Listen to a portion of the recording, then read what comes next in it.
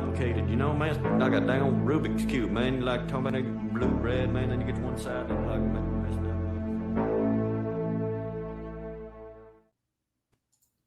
All right.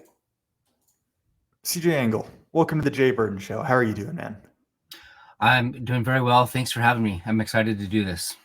Yeah, I'm excited to have you on. I've had your co-host, Andrew Isker, on a number of times, and we've really enjoyed it. And he spoke very, very highly of you, so I'm excited to get to talk with you face-to-face, so to speak. Yeah, I pay him well to say that, so.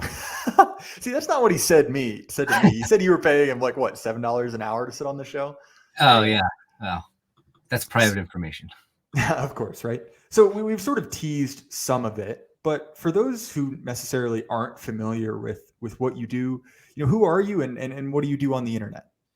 Yeah, so a lot of people have the need for obvious reasons to stay anonymous, and but I'm not in a position to have that need, and so I am who I say I am. I live in Northern California. Most people know that, which is a very strange place for a reactionary rightist to live. But I have roots here. I work here offline. Actually, I make my income offline, which is nice. I have my own business, and so I can do those things and not get canceled. Although who knows what the future holds in California, especially. So I am who I say I am. I'm married. I've been married for 12 years now. I have 4 children. We homeschool. I work, and I spend a lot of time reading and writing and playing around on Twitter, social media, recording things with people like yourself and Andrew Isker and anyone else who's willing to have me on. I do the Chronicles magazine podcast, which has been sort of a slow start for the last year, but I think things will pick up hopefully soon. So I do a lot of commentary. I do a lot of reading. I have a lot of time to dedicate to these types of projects. I'm really close with Chronicles people, like one of my own personal intellectual heroes, Paul Gottfried. So I do this online. I engage, I fight sometimes, and I explore. I think a lot of us are on a sort of journey. The world is in crisis, and we want to know why. We want to explain it for those that don't have the time to do the reading that we do, and also to just try to explain and elucidate what comes next in our world based on where we've come from and what we know about man and God and so forth. And I should say, you know, before we really get into it, that the work you guys have done over at Chronicles Magazine and particularly that of Gottfried is really second to none. You know, I consider, you know, Gottfried to be essentially required reading. You know, his stuff is not particularly difficult to get your way through. And, you know, if we consider ourselves kind of realists more broadly, right, people who kind of deal with politics as it is, you know, deal with the regime as it is, you know, there are a few better ways to start off with that than Gottfried. So back to you. You know, we were talking before we went live about, you know, kind of your political journey. And you mentioned that you sort of started off in the Ron Paul space. And I think that's a pretty common starting place for a lot of our guys. But, you know, what led you to that, you know, that Ron Paul kind of political scene? Yeah. Well, you know, that's an interesting question. Like the question is, you know, what drives people in and what drives people out? You know, I think the thing to talk about in 2008 was the financial crisis. You know, why were we in a position, A, where there was a financial crisis, and B, where the federal government participated in bailing out, you know, some of the biggest financial institutions in world history? You know, what was going on there? And so I don't think people were satisfied, even younger people. Let's say I was, 17, 18 at the time of the financial crisis. And it's talking about central banking and monetary policy and the Federal Reserve is something that I didn't grow up with. You know, my parents were typical neoconservatives, not by intellectual training, but just by instinct, just by watching Fox News and being conservative Christians. I grew up in that world. And I think for a lot of us, dealing with these questions at a more systematic level was something that we took interest in, and we realized that we weren't going to get questions. We weren't going to get our questions answered by, learning from, the monetary theory of John McCain. You know, so in looking deeper, we realized that there had to be something more, and the only one that was offering something different was Ron Paul. And the way that he structured his arguments, of course, was by his strict adherence to the Constitution, by his strict adherence to political theory beyond just the bumper sticker, political, hack political, bumper sticker and bumper, buttons and all of these things that just sort of encapsulate the conservative movement from 2000, so from the George Bush years onward. People were realizing that was so lacking. And so we needed something that could actually answer our questions, that it could actually help us understand where we came from, how we got there, and why we were on the precipice of losing everything that we held dear. And so I think Ron Paul was the only person that was actually offering an alternative voice, and he represented institutions and doctrine, ideas that were different than the norm. And I think a lot of us were, found appeal in those things. And so Ron Paul for us was someone who spoke truth to power, that was unwilling to not just compromise, but just to play along. There's this like fake optimism that America is exempt from history, and that we are the triumph, the zenith of political developments, the sort of, end of history in terms of, political theory and political processes. I think the libertarian moment was a way to call bluff. We called balderdash on all of those things. And that's sort of where we came from. And our ability to speak in different ways about the regime sort of culminated into this ability to go even further and to reject not only the Republican establishment, but also the very fundamental, groundwork of our rhetorical possibilities. And so that's why so many of us left libertarianism and sort of went rightward. I think that that's an interesting point, right? Because, growing up in conservative Christian circles, you're sort of presented with this dichotomy. And maybe this has changed, but I remember it growing up. And that is effectively, you have two options. You have this kind of like secular world, which hates you, right? And that is people like, Jon Stewart, because again, this was the kind of mid 2000s.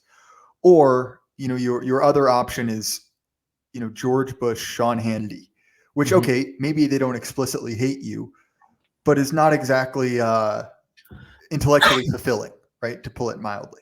And so if you have these feelings, right, very strong feelings about, what is right and wrong, you look at the kind of like liberal mainstream and you're like, I can't do that. Like, I can't sell my soul in that way. And so I think a lot of people, myself included, were kind of casting about for anything that is, not these two options, that I don't have to be stupid or evil. And I think that that's the reason that a lot of people kind of gravitate towards that third option of, of libertarianism. And not to just go back to, extolling the praises of, Chronicles magazine, but I think that first time where I realized, like, wait a minute, there is a right wing, and particularly an American right wing, outside of this relatively limited box, right? There is a paleo-conservative tradition. There are men who also noticed these problems and addressed them. What was a massive breath of fresh air, at least from my perspective.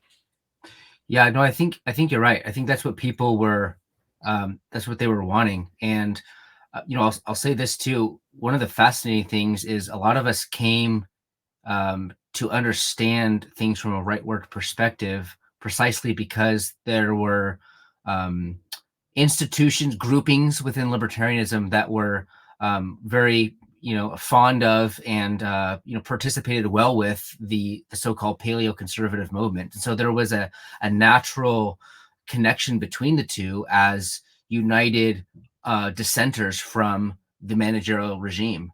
And this made them more comfortable with each other than with the conservative establishment, and also what I call the regime libertarians, the people that use libertarian language and framework to justify whatever it is the regime is up to at the time. And they've gotten worse and worse over the decades. But in the 90s, when the paleo conservatives became a thing, they were operating within the same milieu as dissidents as the paleo conservatives. They were friends with each other. Murray Rothbard and Paul Gottfried were very close.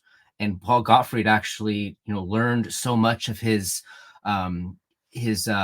elucidation, exposition of the managerial state from, structuralist libertarians like Murray Rothbard and Hans Hoppe. So this ground was already laid for us to walk that bridge. People always complain about the libertarian to alt-right pipeline that I used to make fun of. And it's like, yeah, but okay, the pipeline does exist.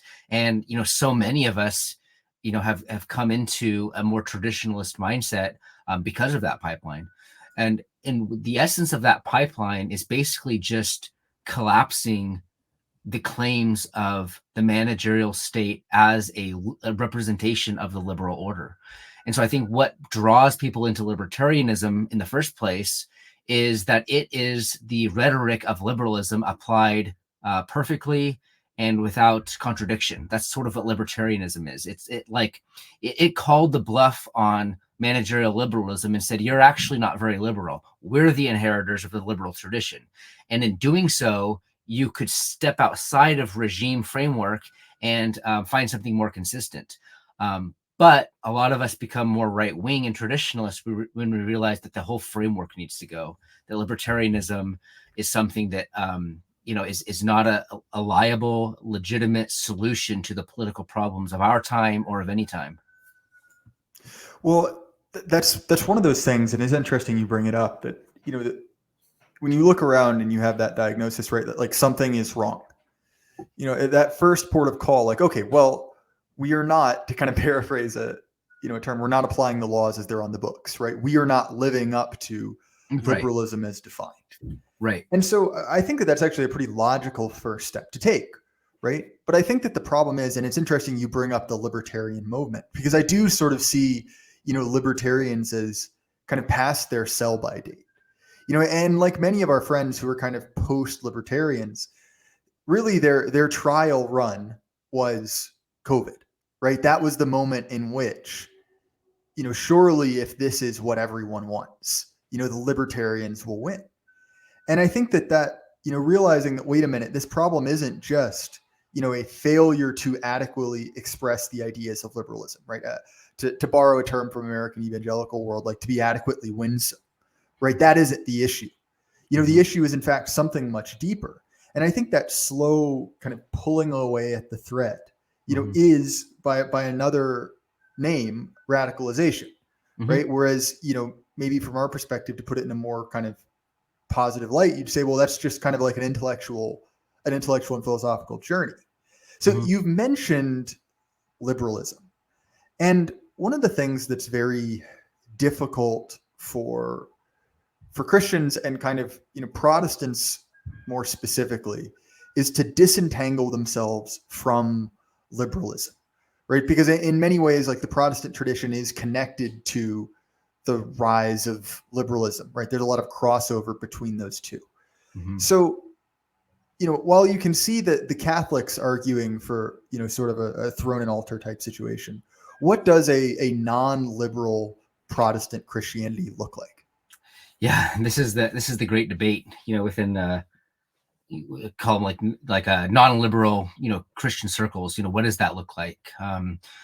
There's people that kind of trace their heritage back to the Puritan understanding of the dynamic between law and power, and they will cite the eternal relevance of what they call biblical law, the Mosaic civil law order, and they'll have this idea that the point of civil law is to figure out how to apply forward the laws of the biblical Israelite past, right? So that there is a strong flavor of that in Protestantism, but I don't think that's the main flavor of Protestantism. I think that's upstream from the American experience for sure. I think people who claim that America solely has this Enlightenment liberal heritage are missing a much deeper Puritan heritage.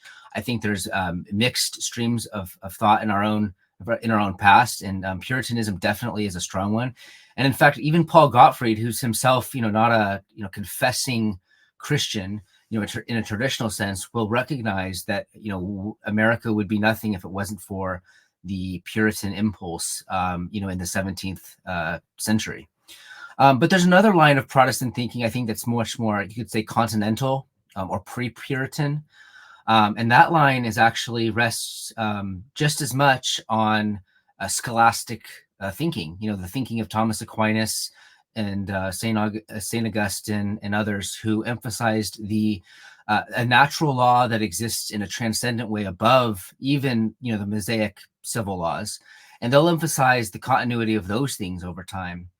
And then there's debates within them about how that applies to different societies. But one of the main things that I've taken away from the whole debate about the role of Luther and Calvin and Richard Hooker in England is that there is, I think the main thrust of Protestant political theology is that the church is not the supreme authority. The church is not the sovereign on earth, and that we do have civil sovereigns, and the civil sovereigns are the ones that are granted by God the authority to repudiate anarchy and to confront political enemies. And this is one of the most important aspects of political theology in the Protestant tradition, is the ability of magistrates to confront enemies, to distinguish between political friends and political enemies, and act in a way that benefits their political friends and opposes threats to the regime or threats to the order.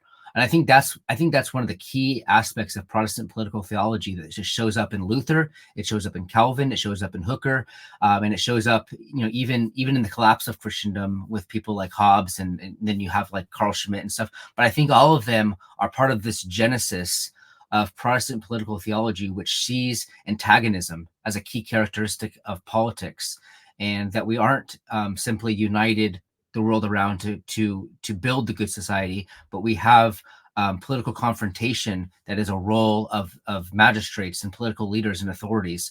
And so there you see the seeds of this friend-enemy distinction, to look at more modern conceptions of the problem.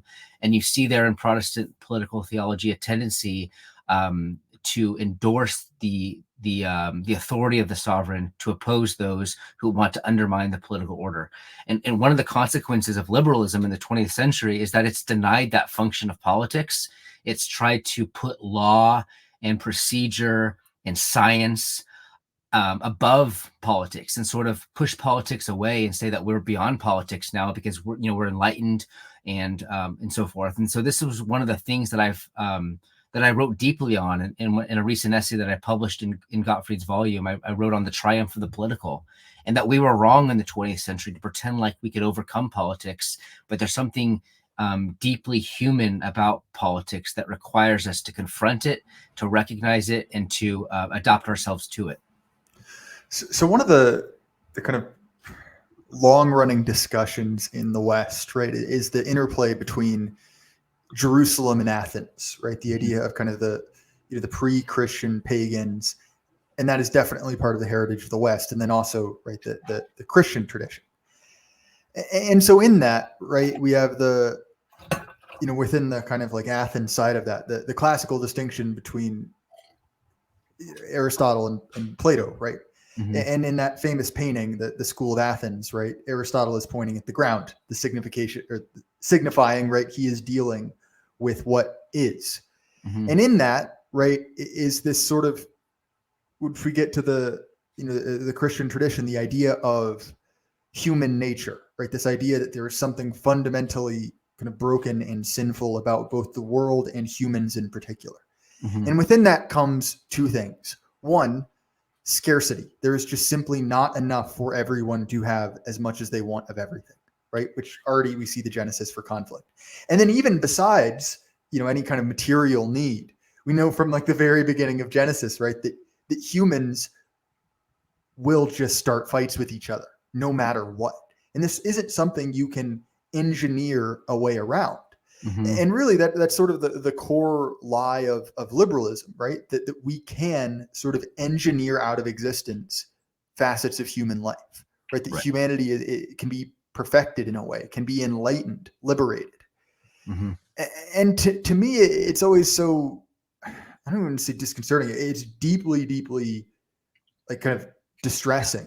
Mm-hmm. When you see people who attach themselves to the Christian tradition, but when it really kind of comes down to it, nuts and bolts, they love liberalism more than their faith, right? That is their first and primary God, if it really came down to it. You see that in the worship of democracy, capital D, very explicitly.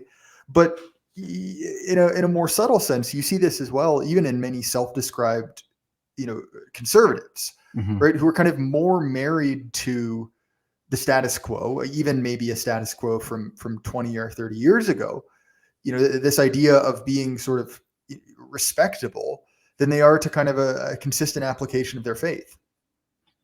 Yeah, no, I think that's right. I think one of the things that people miss, in the evangelical, ethos, is they interpret like a Christian-based political theory the same as liberalism, because they don't realize how like hegemonic liberalism is to their own cultural political instincts, right? So it's hard for them, it's hard for any of us to step outside of our own specific context, the framework that we're comfortable with, the hegemonic phrases that give rise, within us to disposition toward those things, or disposition, away from those things. Richard Weaver, the great Southern historian, called them God terms and devil terms. So there's just these certain terms that you just like human rights is one of those phrases. Like, as Americans, as Westerners, of course we believe in human rights.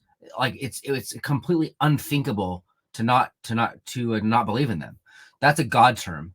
And I think it's really hard for evangelicals to recognize the fundamental role that those God terms play in their political imaginations. And so they're committed to liberalism because they've never thought about a Christian tradition outside of the context of 20th century liberalism.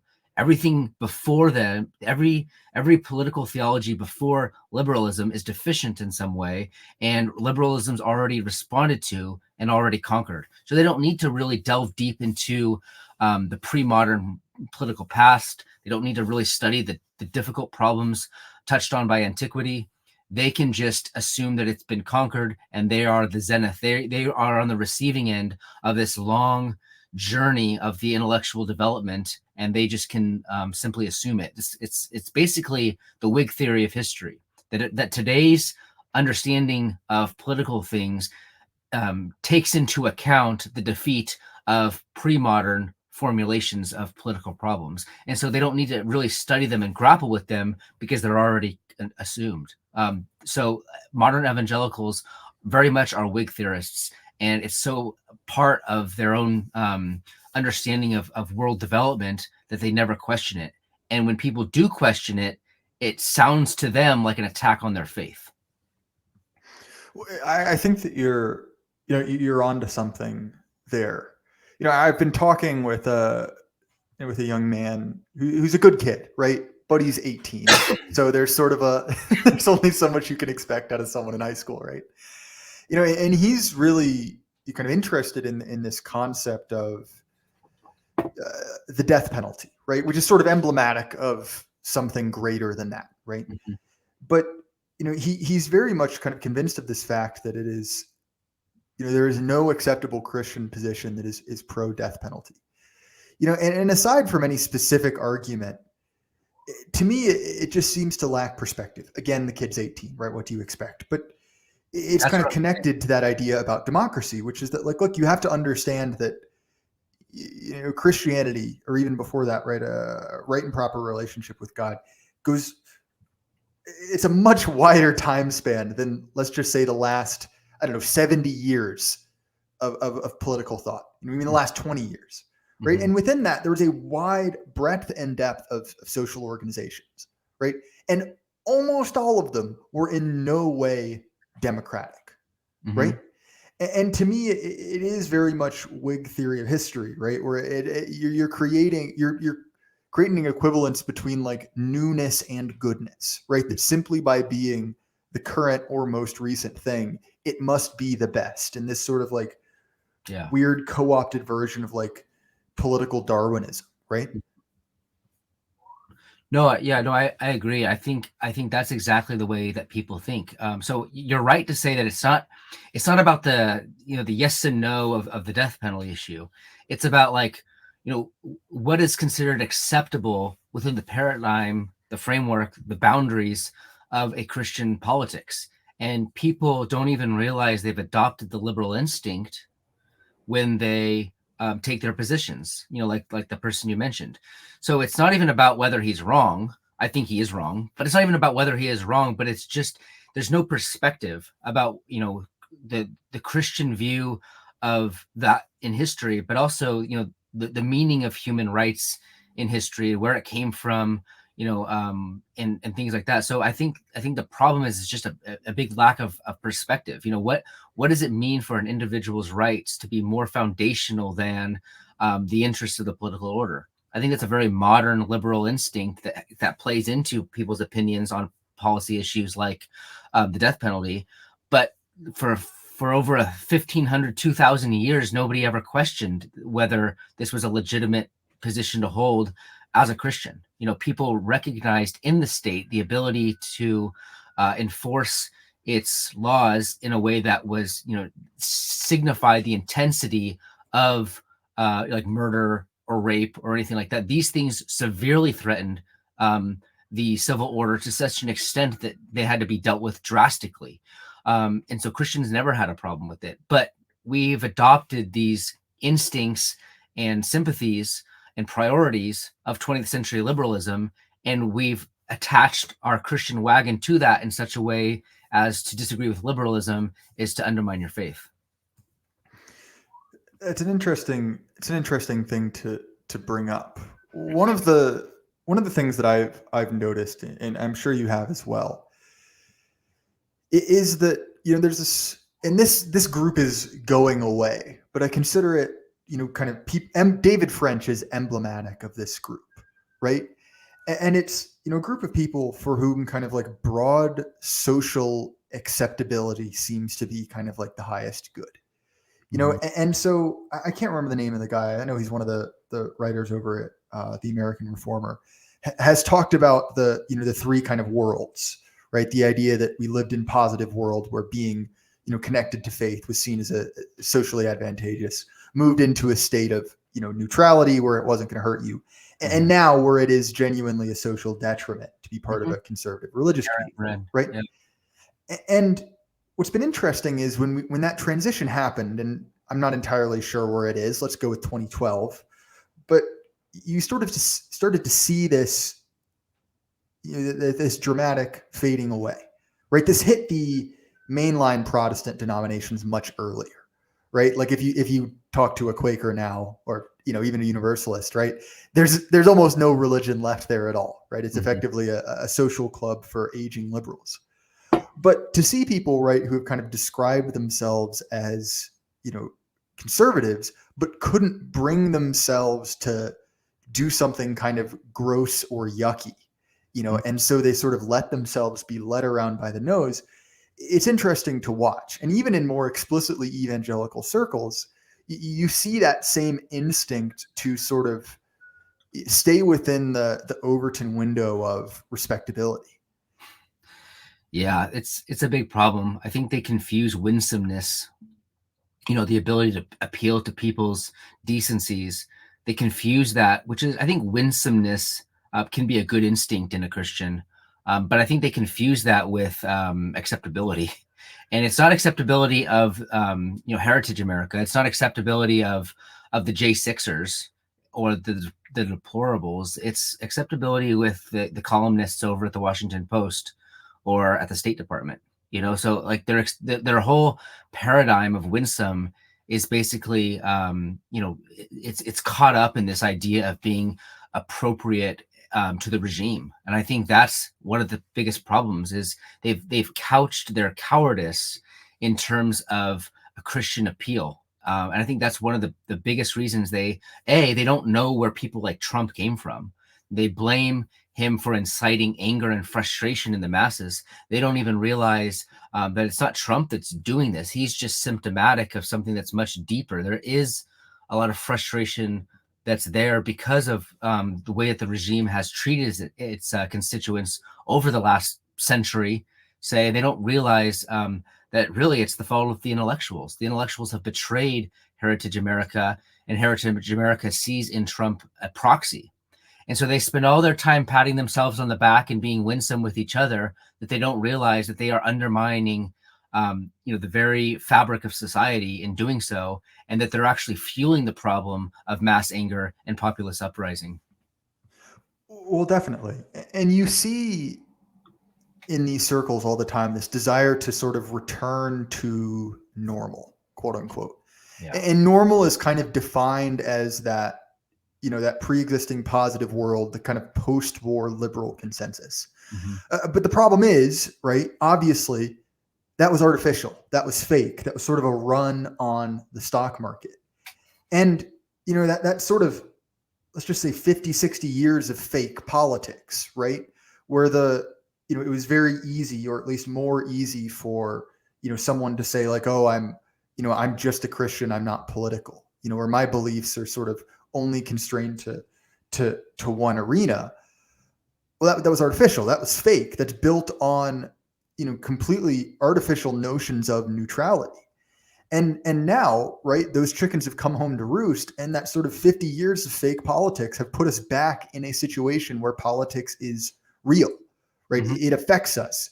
And don't get me wrong, it always did, but I'm just saying that the idea that you can pretend it doesn't anymore it's dumb, right? We can very clearly see that is the case.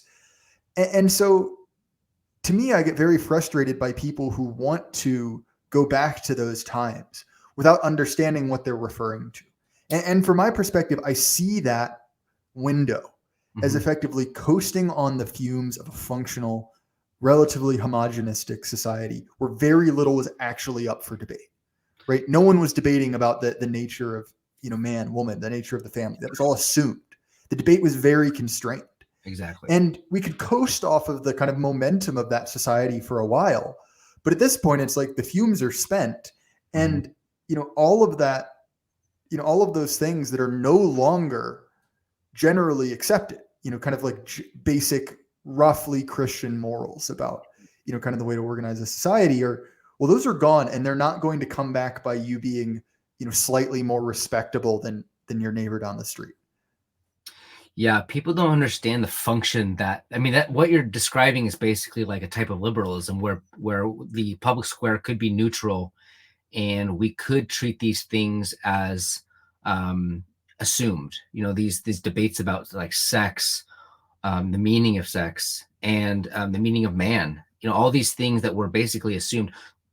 They don't realize that what the left did is they allowed conservatives and people who want to uphold the mid-20th century, they allowed them to pretend like there was no need to act politically, to confront enemies, because there were no enemies.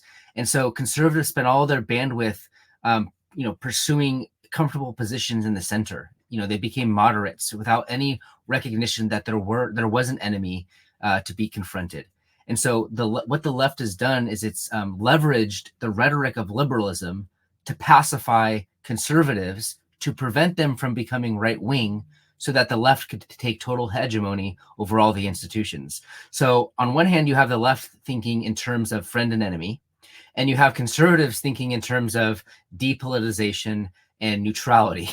So when you have that dynamic at play and you don't have a right, you have no momentum to confront the left, and you have basically the conservatives laying down their swords just as the left is drawing their muskets. It's a bad situation, and we're seeing the fruit of it. Well, definitely. And again, I think that we sort of have to recognize that, the old fake politics are done and not coming back. And, there's that kind of truism that says, politics is war by other means. But, that is true even within a relatively narrow band, right? Like politics can get very nasty over, kind of like the minutia of rule, let alone what's effectively become a war of belief, right? You'll notice that, very little discussion actually happens over kind of facts and figures anymore. No one cares about numbers. And it very much is because, the scope of what's up for debate, right? What has become politicized has grown to such an extent that, we have two mutually incompatible versions of the future. A decision must be reached. Right. And that is effectively kind of like ideological combat. And, if we're kind of defining politics, right, that a situation in which there are sort of mutually exclusive parties, right? One party cannot share in that is something that, to be honest, I don't think that the majority of conservatives, particularly religious people, are comfortable with the thought of, right? The myths of kind of civics class, American civics class politics, where it is two men in ties who shake hands at the end of the debate, I think is really bone deep for a lot of our people. And that's something that they're going to need to get rid of. Yeah. So, that the idea of like, politics as a debate society is one of the most disastrous impulses that the conservative movement has had. I think you can have a society built on those themes, but only after you've dealt with the political problems. In other words, Edmund Burke talked about this in his reflections on the French Revolution, where it is the product of historical development after handling things at a hegemonic political base level that you can have power that's liberal, that you can have a society where people do shake hands because they exist within the same framework. But what conservatives have missed is there are operatives that have been at play for 100 years that have denied the framework itself. And they haven't been willing to take the battle down there. And down there at the hegemonic level, it's not a debate society. It's ruthless and it's war. And you have to take care of that first. Only after you've conquered your enemies can you build a society of peace. Peace and tranquility in society are downstream from political basics. So the politics is the foundation of society, and only after the politics, only after the friends defeat the enemies or the enemies defeat the friends, can a society be built upon that. And so what we're seeing now is the buildup of a society in which, if you are concerned about your cultural heritage, or you have ethnic concerns, things like that, you are considered outside of the debating society. So they've completely flipped everything on its head. They've built a new foundation on left-wing elements of left-wing hegemony and are building a new society on it. And there's no right that's willing to confront things at the hegemonic level. So what the left is trying to do is they're trying to build a new society of peace and tranquility after conquering their own enemies, which is us, at the base level. And so because we forgot about the importance of the foundation, the political basis of society, and we've rejected it and thought we've overcome it, we therefore neglected to defend it. And so people want the benefits of conquering our enemies without actually taking part in it. And so that's one of the consequences of a liberal mentality, is that we opened the gates of our world, of our castle, and we let the enemy in because we bought into the lie that there are no enemies. That's an interesting one, right? The idea of there being no enemies. I really like Nick Land, even though the fact that he's a little bit of a kook, to put it mildly. And he has this great section in The Dark Enlightenment called The Cracker Factory, where he describes essentially the Anglo-American mode of settling conflict. And, it's always hard to say how much of liberalism is, its own political ideology and how much of it is an outgrowth of, how Anglos deal with each other. Mm-hmm. Right. But in this essay, Land basically makes the argument that, when two groups of Anglos really can't agree on something, what they say is basically, fine, you just have to leave then. You essentially go somewhere else and start your own thing. Mm-hmm. And I think that certainly works when you have an entire continent to settle your differences over, right? Mm-hmm. It's like, okay, well, we don't like you, so leave us alone on this side of the Atlantic, or, we don't like you, you're a little bit annoying, so you get your own colony. Mm-hmm. And that works fine, right? But with people who don't have that same cultural understanding, who either come from kind of a different tradition, or even just at a material level, there's not anywhere else to go.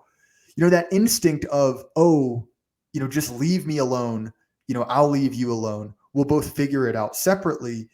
It's no longer useful, right? It's no longer the way to solve things. And I think that it's sort of distasteful for people from that tradition to basically say like, oh no, this will be decided. One of us will win and one of us will lose. And I think that, particularly if you're concerned with not being seen as, like a moral authoritarian, or being seen as kind of this like, haranguing moralist, as the, many times kind of conservative Christians were painted as, many of these people don't seem to understand that they're being set up to lose, right? They're being given a losing hand by basically being given this argument that says, oh, well, just leave us alone. Yeah, that's my point, where conservatives took the neutrality line and their enemies did not, right? So like it's like the left needs liberalism because it absorbs potential opposition. It prevents the conservative from turning into a right winger. That's the function that liberalism plays in the leftist revolution. So the left doesn't adhere to those rules. The left doesn't want an equal playing field. The left doesn't want a debate society. It wants to conquer them. So it draws in their potential opposition and creates a framework that absorbs any potential political threat to the left's agenda. And that describes so well how liberalism has functioned to undermine liberalism, but also to undermine our heritage and our way of life, our traditions and customs. And so you can no longer have this debate society. At the end of the day, someone turns the lights on and you realize that you've actually been in prison the whole time, and nobody's ready for that. The conservative movement certainly was caught off guard. But what conservatives need to do, the only way out is for the conservatives to become right wingers and to realize that you can't debate your way out of this. You have to go to war. Unfortunately, the institutions have been captured. And so the work is going to be a lot harder than if they had admitted this in the 40s or 50s or sooner. Well, and I think that's to get back to kind of the paleo-conservative movement, that's the thing that I really found appealing in it, right? You have someone like, I think of Pat Buchanan, right, who understood that, so much of the framing of the traditional conservative movement, like America is this great propositional nation, was effectively a poison pill, right? Mm-hmm. And that mechanism we constantly see with the conservatives, right, of adopting the left framework from 10 to 20 years ago and sort of being slowly crab walked off a cliff. Mm-hmm. Others, people in our tradition have noticed that and pointed it out. And it's sort of difficult to draw a line and basically say like, okay, this is where, especially, because the American tradition is so tied up with, classical liberalism, to say like, okay, this is the dividing line. Mm-hmm. But nonetheless, I think it's very easy to say that the kind of like post-Nuremberg, propositional open society is poison, right? And it is paradoxically, just like you said, killed what liberty we did have, right? Killed the kind of fruits of a at least vaguely liberal society. Mm-hmm. Mm-hmm. Exactly. Yeah, that's part of my point. Like I talk about this in my essay, The Triumph of the Political. We kind of fell asleep at the wheel a little bit, and we forgot the underlying political presumptions that constitute political society. That politics is something that you have to look at a hegemonic level, and that's one of the contributions of people like Carl Schmitt. You have to look at things a little bit more deeper than that. Like, so James Burnham talks about this throughout his work. We often appeal to our ideals in these beautiful phrases that describe our conception of American liberty within our concept, but you have to look beyond the myths. You have to look beyond the phrases, and you have to look at what are the real dynamics of power at play here. And it's a really uncomfortable thing. Christians don't like to do it. They complain about those of us on the right who look at things in a Machiavellian sense. But what Machiavellianism really does is it just looks at the reality. Like, maybe you don't want to win. Maybe you want to go through the suffering and the struggle and stuff like that. Regardless of what you want, you have to consider the way that politics actually functions. No matter what your objectives are, you can't live a life of political lies. You can't tell yourself the myths that the left has given to you. You can't swallow everything that you've been given by your enemies. You have to look at things realistically. And the fact of the matter is that America is not the leader of the free world. America is, it's hegemonic in its totalitarian tendencies, and it seeks to undermine traditional ways of life, and it seeks to undermine, the very things that we held precious in our own history. The American empire and the post-war American order is really a threat to heritage or legacy America, depending on how you want to say it.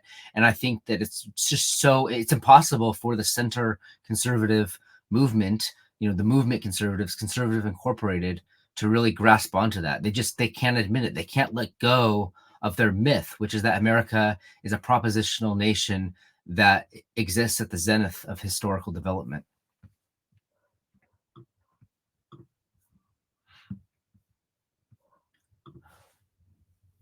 I don't know if I lost you or what. Oh, well, here's what happened. I muted myself, started talking, and didn't realize I was muted. So that's on me. Okay. But one of the things that I want to bring up is, I've been kind of fascinated by this concept of ideology, right? And I think that, inherent to that, and you see this very much in liberalism, is the idea of, universality, right? You mentioned that the United States is this sort of like totalitarian hegemon, right? Everything must be like us.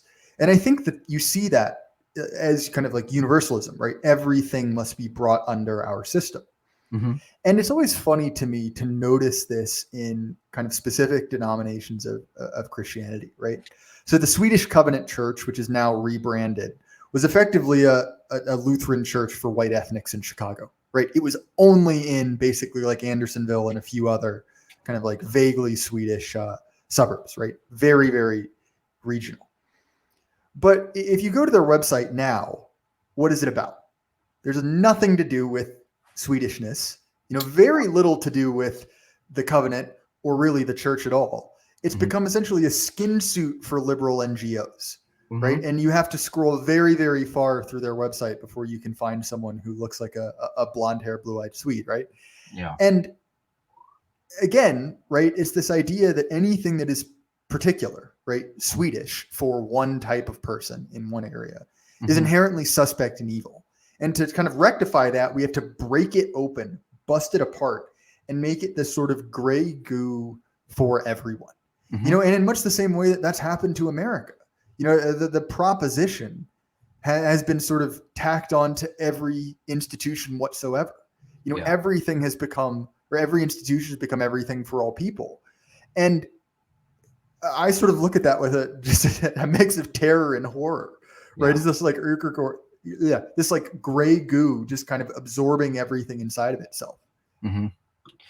Yeah, no, I agree. This is one of the things that people should be careful about, the whole positive, neutral, and negative world on Christianity. Because while I basically agree with its point, you have to realize that